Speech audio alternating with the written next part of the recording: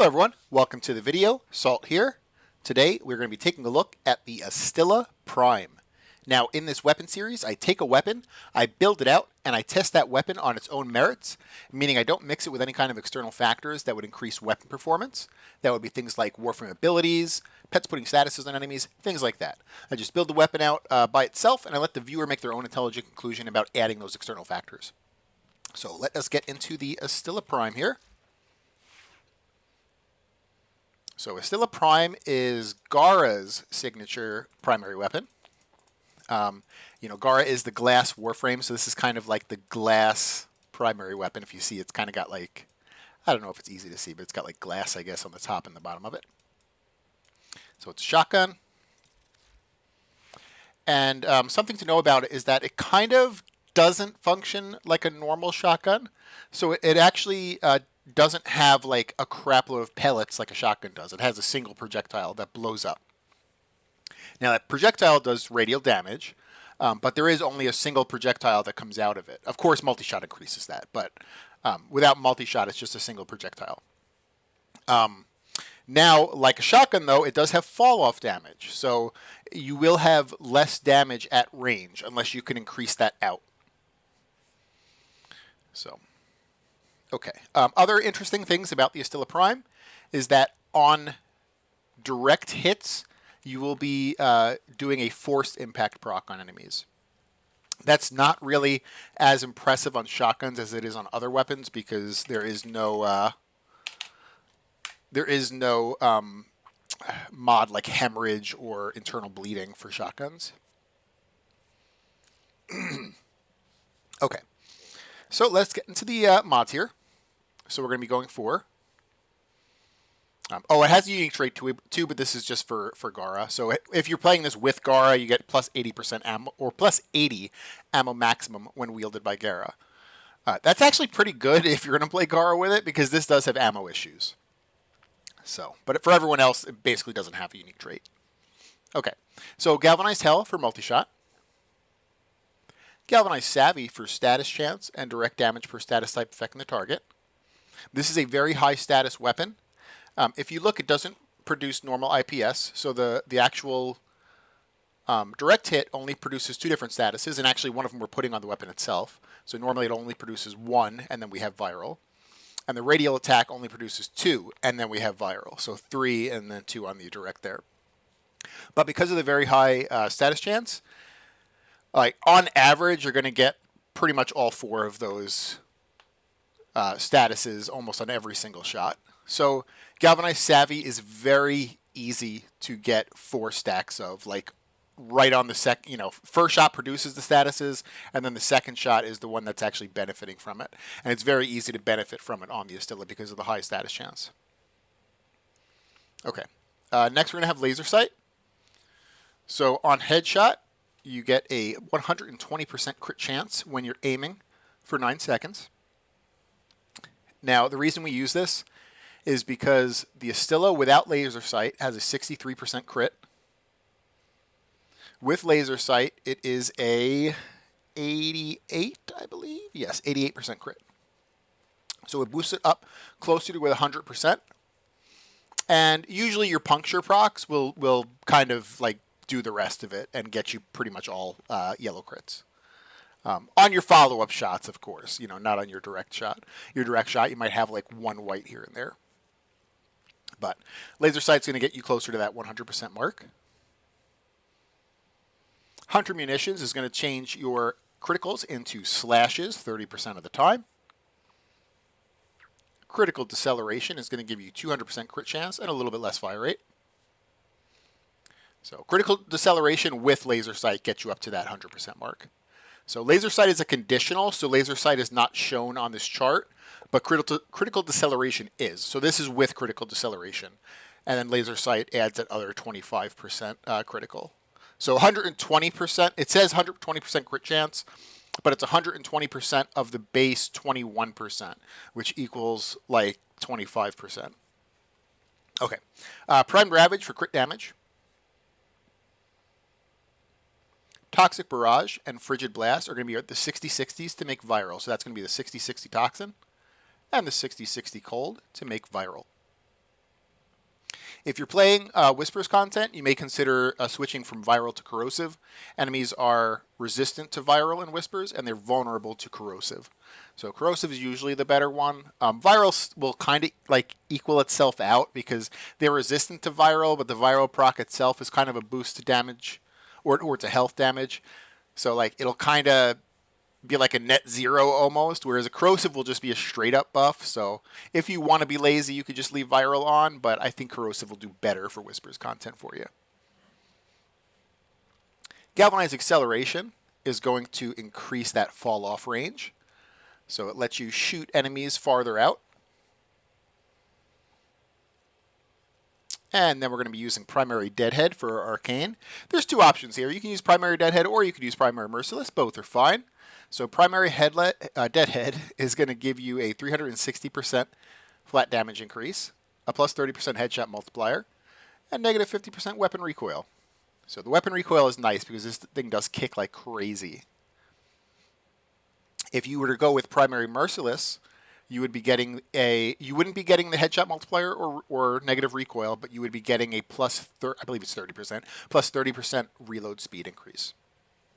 So both are good. I like Deadhead better, but the further you get up into Steel Path, there's kind of like an unfortunate thing with level cap, or even like when you start getting like halfway to level cap, where enemies are like level 3, 4,000, where most of the damage you're doing is actually just slash. It's kind of like an annoying thing. I don't. That's really why I don't like level cap. It's like, okay, your entire damage is just slash. So once you get to that point, you may want to switch to Primary Merciless because you're basically not going to be getting headshots anymore because everything's just going to be dying from slash because nothing else does actual damage. So, but before that, Primary Deadhead is fine. And that is the build for the Astilla Prime. If you notice, we're not using an attack speed or a fire rate. We're not using a fire rate mod. I was doing a lot of testing with this, and I had the fire rate mod here, Barrage, and I was going back and forth in this slot whether I wanted to use Galvanized Savvy or whether I wanted to use Laser Sight. And they were both producing the same amount of damage, both of these. And I couldn't tell which one was better than what. So I was actually going to show off both of them and just say, hey, pick whatever you want. But then I was like, you know what? Why don't I do what I did with my Exceltra video and I just take off fire rate completely and then I can use both of them. Because just like the Exceltra, the Astilla suffers from ammo issues, like really hardcore ammo issues. So by removing your fire rate mod, you're helping yourself with ammo. You're technically decreasing your DPS, but you're adding another mod that increases the power of each shot. So now each individual shot is a lot stronger. You're still probably having a little bit less DPS because you don't have the crazy fire rate of Shotgun Barrage, but each individual shot is stronger and you're going to have less ammo issues. So I think the Astilla, just like the Exceltra Prime, are best built with no fire rate mods.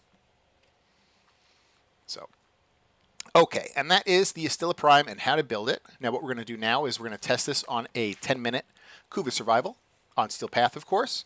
Because I don't mix this with anything, I'm going to be using a Big Dumb on Naros with no Archon shards that increase weapon performance. No mods or arcanes on the Inaros that increase weapon performance. And with a pet with no sentinel weapon and no mods on the pet that increase weapon performance. And I noticed I didn't have my melee weapon, so I'm going to put my melee weapon on just in case we get, I think it's Mania. Yeah, I think it's Mania.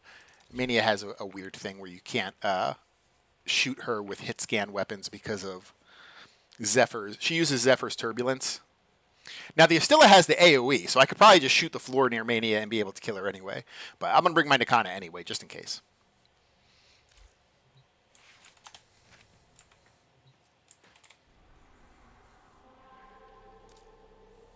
Alright, we're on Steel Path, we're on Solo, Kuva Fortress, Tavi Uni. So, if at any point I need to use an ammo pad, I will make sure I say so before I use it. And then other than that, the only button I'm going to be pressing is my 3. And that just gives me armor and status immunity, and that's it. So let's start here.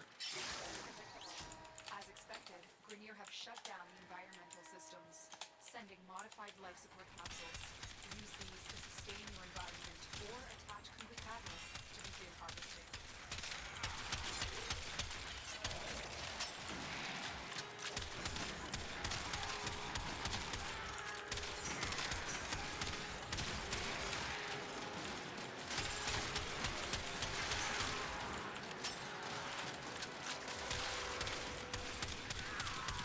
You could actually kind of think of this as like an Exceltra almost.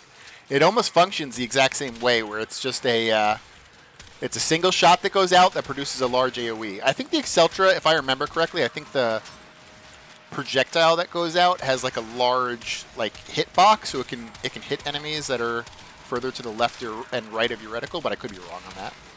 At least it feels that way, maybe. So yeah, this doesn't feel like a traditional shotgun, but it does have the fall off of a shotgun, which is unfortunate. Although if you looked at the fall off ranges, they're actually pretty like generous. Like even without the conditionals of lethal momentum, I think it's good enough. Like just lethal momentum by itself is probably good enough. So like if you didn't have a fully ranked up lethal momentum, I think it's fine.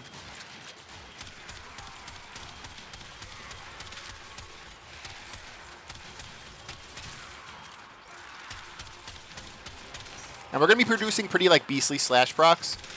So you can honestly just get a few shots on enemies and then just stop shooting them and they'll just die from slash procs.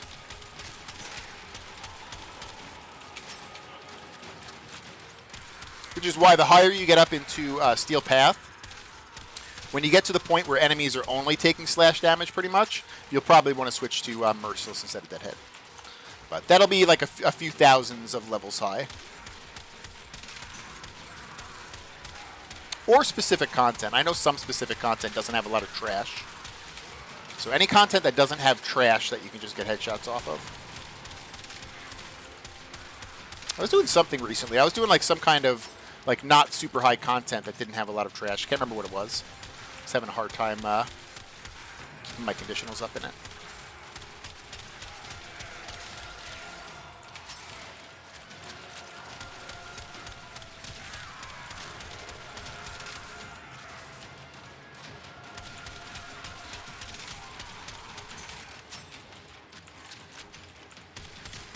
We'll farm here for like the first 5 minutes, and then we will move to a new location. That way, we're not all farming in the hallway, because just farming in a hallway may give us like bloated numbers. So we'll do half of it in the hallway here, and then we'll move to wherever the life sport is.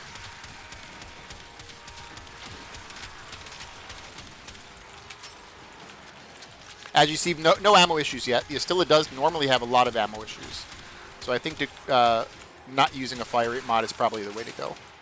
Of course, you could use a fire rate mod, and if you're maybe not using the Astilla as your primary damage source, like maybe it's just a secondary weapon for you, and your secondary is like your primary damage source, or maybe you're like a melee frame, then you don't have to worry too much about the ammo issues on it. But then you would be getting rid of either laser sight or galvanized savvy. Is that what it's called? Galvanized savvy. So each individual shot would be a little bit weaker. All right, I'm going to head to the set of life sports here. I know it's not 5 minutes in, but we'll head to the set of life sports. We'll change our location up to where this is.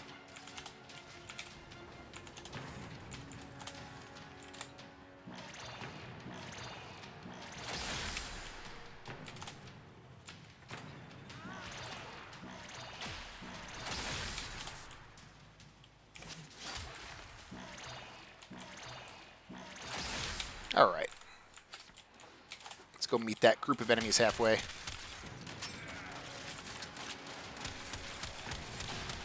I have this weird, like, Lotus, or not Lotus, I have this, like, weird Nightwave text that comes up with my enemies killed. It, like, doesn't actually say enemies killed. It looks like it's, like, from, I don't know, it just has, like, weird text. Maybe it'll come up again during this. I don't know if it's just me or if it's, like, everyone this week that has that weird, thing that comes up with the Nightwave.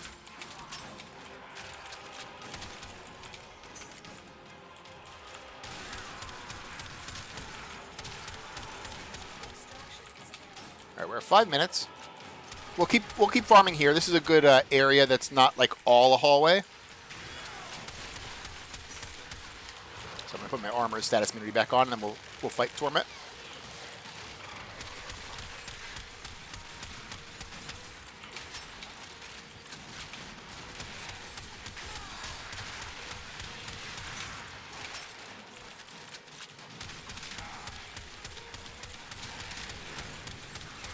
Torment is annoying. He likes to go behind you in his little Hydroid form.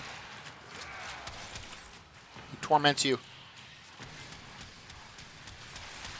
So pretty good damage. You know, I'm just going to face tank him here to show the damage. Pretty like decent damage. Not great, but better than like a basic assault rifle, I would say.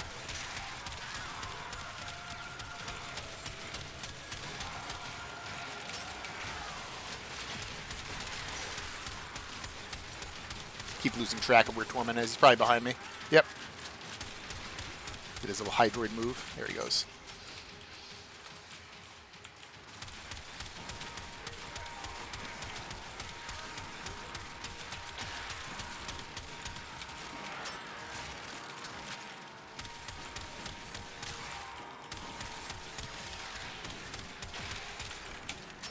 Someone had suggested the Astilla a long time ago, and I think I had forgotten to actually write it down. So I apologize to whoever that was, like many videos ago, probably like 20 videos ago. When I did the tier list last week, I was reviewing the videos and I saw that and I was like, oh my goodness, I never added it to my list. And that's why I was like, I need to do it as my first video this week. There was another weapon I found on that list, the Hespar, that I did this exact same thing. So tomorrow will likely be the Hespar. Unless something else happens, maybe I have an issue with like testing the Hespar and I have to use something else. But it's probably going to be the Hespar. Because it's the same reason. Someone had suggested it a while ago and I forgot to actually write it down and add it to my list.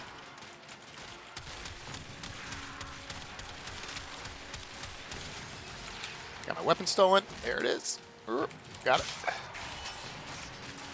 So no ammo issues so far, like none at all. Zero. I haven't even been low on ammo. Basically been staying like at cap, which is very unusual for the Astilla. So I think this is the way to go.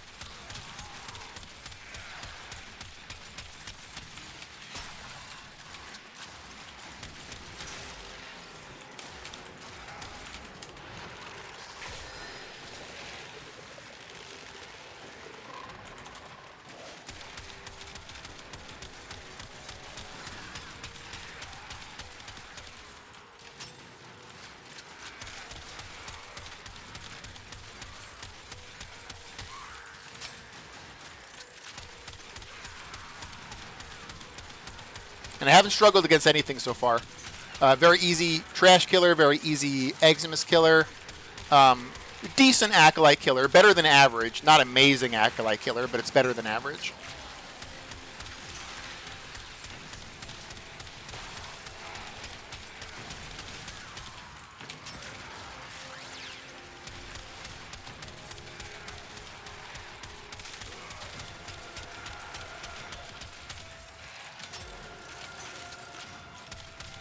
Haven't had any issues keeping my conditionals up.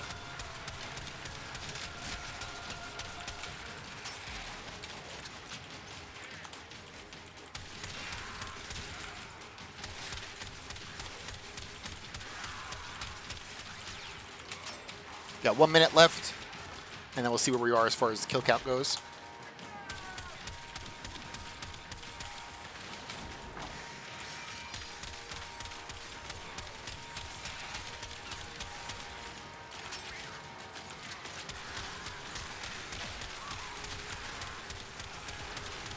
That Kuva Guardian didn't take any slash procs at first. I thought he was going to die from the slash.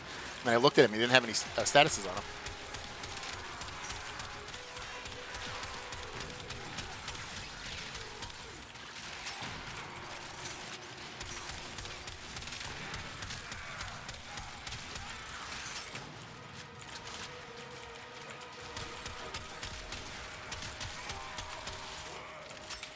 All right, 10 more seconds. Let's get a few more kills here, and then we'll see where we're at.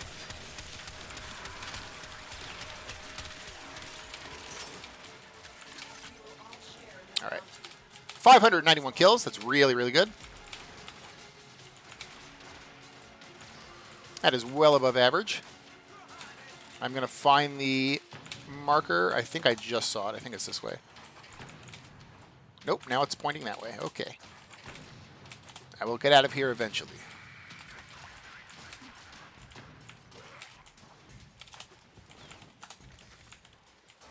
There it is. So yeah, 591 is really, really good.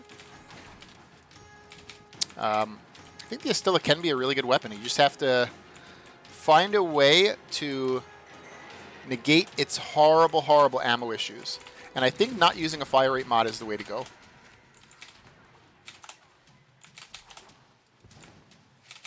And if you don't use a fire rate mod, it leaves you a mod slot to actually add something else, like either Galvanized Savvy or that laser sight. So it's not like you're completely losing DPS. Like, yeah, you're losing a little tiny bit of DPS because of no shotgun barrage, but you're gaining a little bit of that back by putting laser sight or Galvanized Savvy on. You know, you're probably each individual shot's more powerful, but you probably are losing a little tiny bit of DPS, like for an entire magazine, I should say. Okay. So next test, we're going to do it on Lua Conjunction. Enemies here are going to be a little bit harder.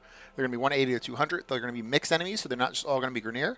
And it's going to force us to fight Thraxes, which are kind of like Super Eximuses. I don't think this will have any issues because they take a lot of damage from like slash and stuff, and this is a very heavy slash weapon. I don't know if you guys noticed the natural slash. Probably something I could have went over.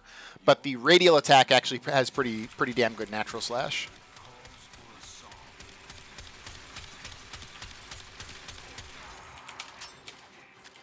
The game starts you off with these two little Drakmasters and no conditionals, so they're like little mini bosses. There we go.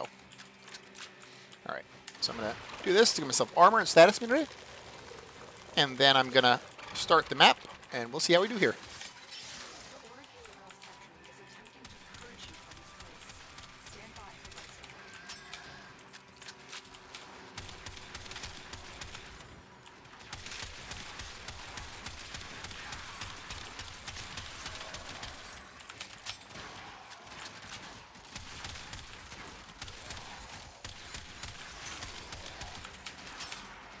Let me see if I can kind of pull him back slowly this direction towards the life supports.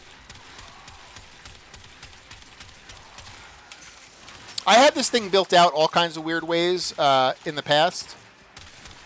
When I had pulled this out today before I did my testing, before that I built it out about 2 years ago. And it looked like 2 years ago I had settled on a status build. I had settled on a viral heat build. And I tested it out. I didn't really like it too much. It wasn't doing very well, and I knew it wasn't going to scale very well either. So I decided to test it with just a basic like crit build. Well, kind of basic. There's certain mods that shotguns don't get that rifles do. But you know, I tried to test it with like a basic crit build, and it performed better than the full status build. And because I was thinking, I was like, why does this have heat on it when the weapon is heavy and slash already? Like, you don't need to have viral slash and heat. You're basically wasting a mod slot at that point. So, unless you're going to go like corrosive heat. If you're going to go corrosive heat, like for a Whispers focused build, maybe. But other than like being a very specific Whispers build, viral slash is going to be better. Even when they do the rework on like enemy health, viral slash is still going to be better for general content. For Whispers, probably corrosive heat would be better, but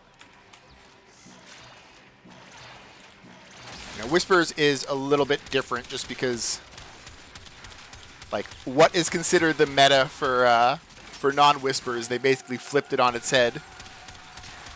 They're like, oh, you guys like viral slash? Well, all these new enemies are resistant to viral and slash. Here's Whispers. Viral slash still works okay on Whispers. It's just not ideal because of their resistances.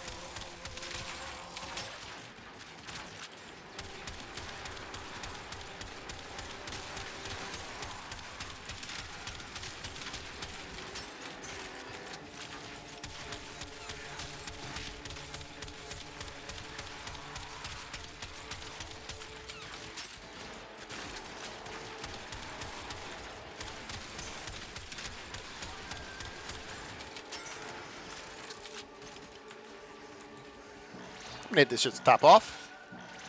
I'll put us at 99.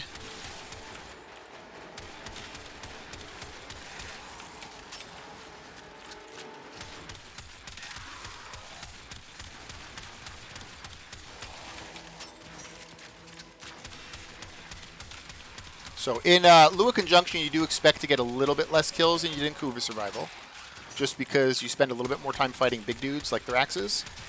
So if we got 591 on Kuva Survival, we're kind of shooting to get like 500-ish on this one.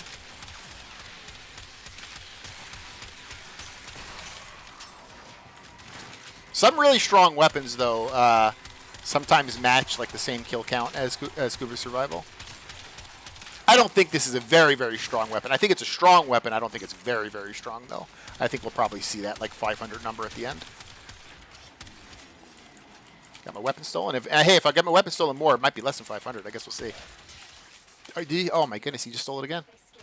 I hate you. I hate Distract Master so much.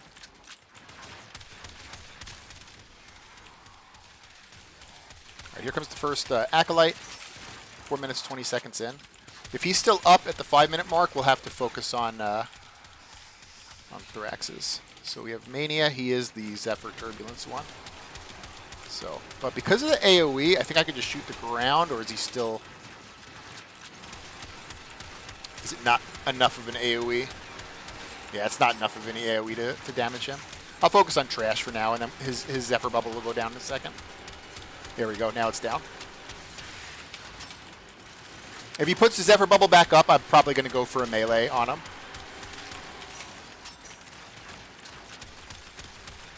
Yep, it's back up. I'm going to melee. All right, so he's down. I'm going to focus on Thraxes now. So unfortunately, I had to melee him there. It's just that Zephyr Bubble is a little bit annoying. If you have a heavy AoE weapon, you can usually shoot past that bubble. Like I should say a large radius AoE weapon. This one is like it's like a 2 point something meter, I believe. So it's not like the biggest radius.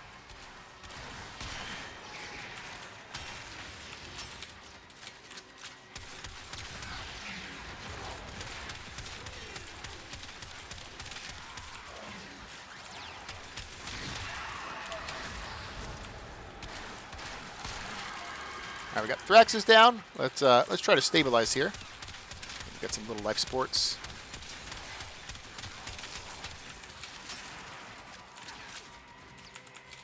All right, I'm going to hit this one life support right here, and I'm probably going to move to the next room with life supports.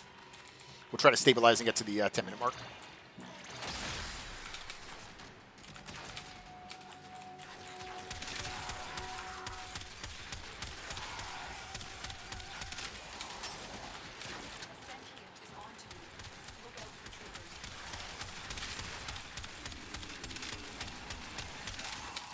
Saw a big group of enemies. I was hoping some of them would drop the little life supports. All right, let's head to this room. Probably going to have to hit both of them. And then we're going to hope the enemies kind of Congo line to us.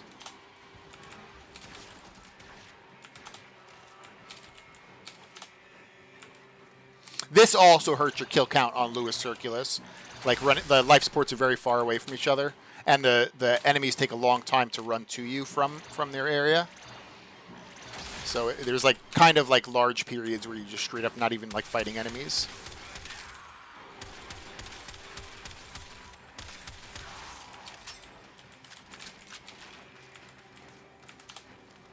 They're underneath.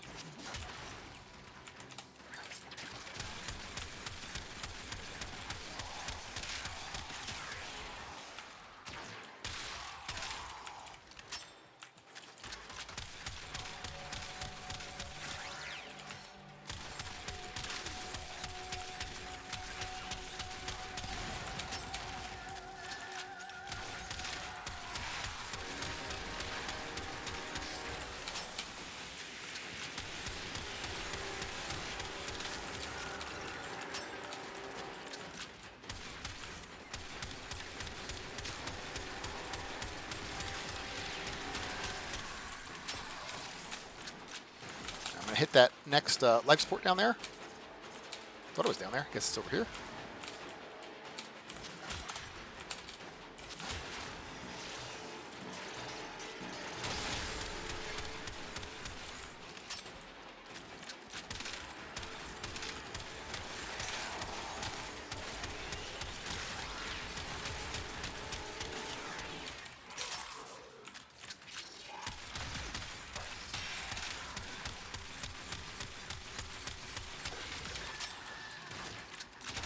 Here's a big line of enemies. Maybe we can get some little yellow life supports from them. Got a couple. Should be getting the second Acolyte pretty soon. And then Thrax is in a little over a minute.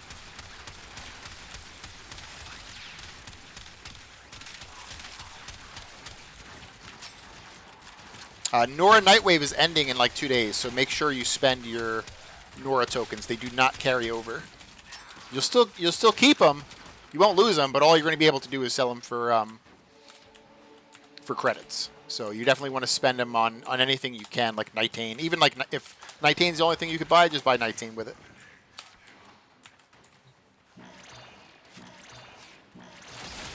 Because the conversion to credits is horrible. You don't want to save them just for credits.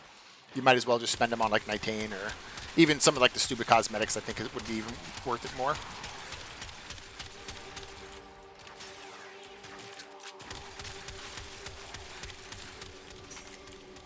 All right, we have the Acolyte coming.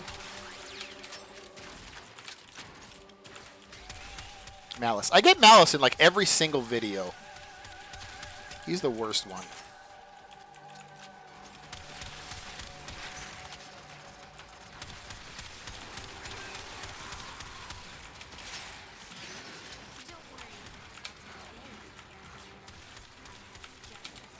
He's a little bit dangerous to keep up while I fight the Thraxes, but I think I'm going to have to.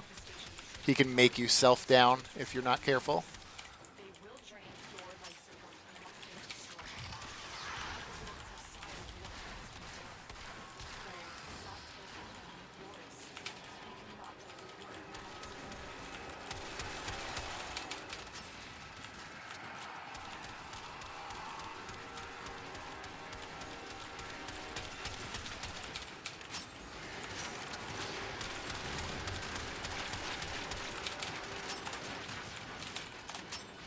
I don't think I'm going to get to that life support in time, and he just teleported me too.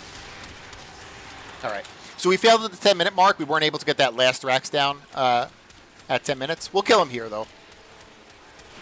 But I would consider that a fail at 10 minutes, just not having both Thraxes down.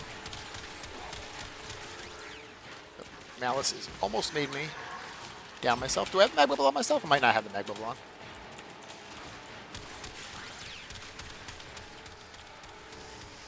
I guess I'll figure out if I down myself.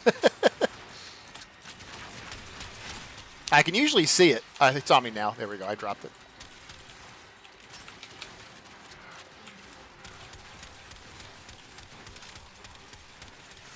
Let's check our kill count right now. So we're at 414. That is, technically average, but we were kind of shooting to get 500 here. But Lua Conjunction is not always the best test for kills, just because shenanigans happen with either the spawns or the enemies like following you, or not following you, I should say. Oh my goodness. I don't know if that was me self-downing myself a little bit. Okay. Let me finish this Thrax and head to the... do I still have the mag bubble on me? Malice is gone. Why do I have... There it is.